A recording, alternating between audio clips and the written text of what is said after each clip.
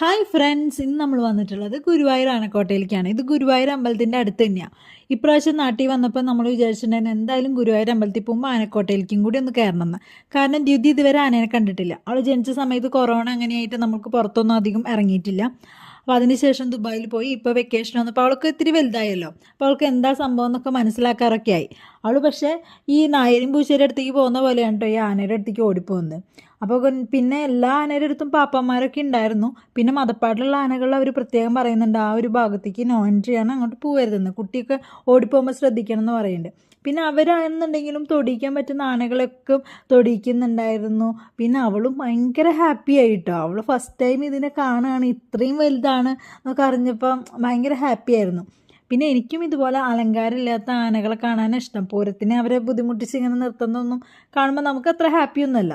അപ്പോൾ ഇതുപോലെ കാണുമ്പോൾ എല്ലാവർക്കും എനിക്കും ഭയങ്കര ഇഷ്ടമാണ്.